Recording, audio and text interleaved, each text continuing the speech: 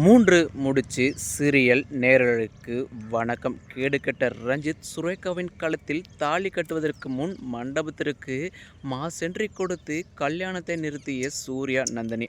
நடந்தது என்னன்னு தெரிஞ்சதுக்கு முன்னாடி இப்போ தான் சேனலுக்கு முதல் முறையாக வரீங்கன்னா மறக்காமல் லைக் பண்ணிட்டு வாங்க.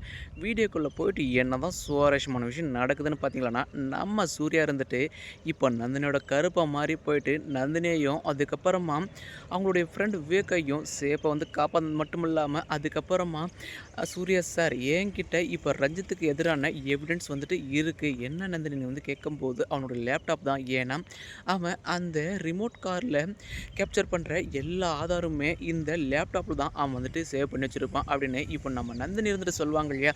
சரி நந்தினி, அந்த லேப்டாப் எங்கே இருக்குது அப்படின்னு கேட்கும்போது, ஐயா அதை பூஜை ரூமில் பத்திரம் வச்சுருக்கேன் அப்படின்னு சொன்னதுமே இப்போ அதை எடுத்துகிட்டு போவாங்க இல்லையா.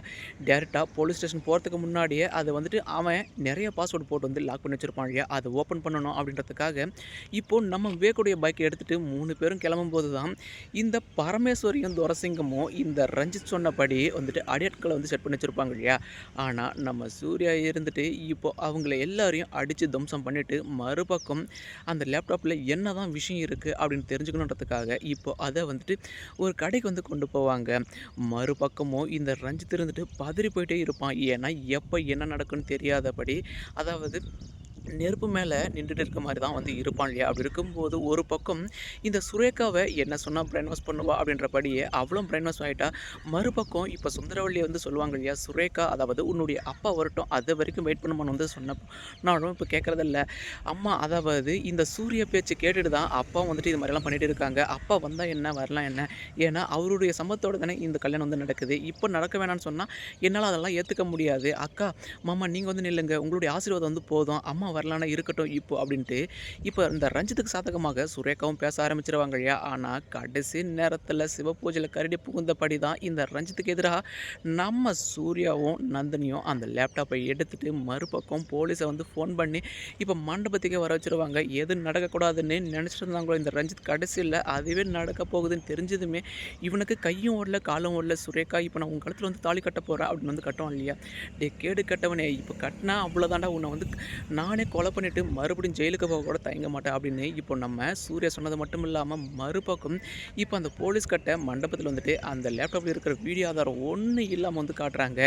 இனி இந்த ரஞ்சித்தால் ஓடவும் முடியாது, ஒழியவும் முடியாது, ஒன்றுமே பண்ண முடியாது. இனி இந்த இந்தியாவுடைய அவனுக்கான சரியான தண்டனை கிடைக்க தான் போகுது. அதுக்கப்புறமா தான் இந்த சுரேகா எது உண்மை எது பொய்ன்னு புரிஞ்சுக்கிறாங்க.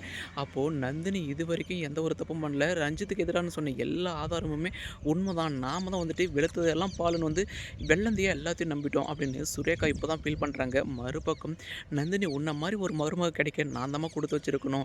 இவன் அப்பாவி ஒன்றும் தெரியாத பூனை நினச்சா எல்லா வேலையும் பண்ணிவிட்டு ஒன்றும் தெரியாத பாப்பா போடலாம் தாப்பான்றபடி இவன் இவ்வளோ நாள் நடிச்சிட்டு இருக்காமா. ஆனால் அது எங்களால் கண்டுபிடிக்க முடியல, கடைசியில் நீ எப்படியோ கண்டுபிடிச்சிட்ட அப்படின்னு இப்போ நந்தினியை தான் எல்லாருமே பாராட்டுறாங்க. மறுபக்கம் நந்தினி மீது யாரெல்லாம் வெறுப்பு காட்டினாங்களோ இப்போ எல்லாருமே நந்தினிக்கு சாதமாயிடுறாங்க. மறுபக்கம் இப்போ நம்ம ரஞ்சித்தோட அப்பாவே அவனை நம்புறது கிடையாது. கடைசியில் ரஞ்சித்துக்கு உண்டான தண்டனை கிடைச்சிருது. இதுக்கு அடுத்தடுத்து என்னென்ன சுவாரஸ்யமான விஷயங்கள் இன்ட்ரெஸ்ட்டாக நடக்குது நம்ம மறக்காம சேனல் ஃபாலோ பண்ணுங்கள் ஃப்ரெண்ட்ஸ். தேங்க்யூ ஃபார் வாட்சிங்.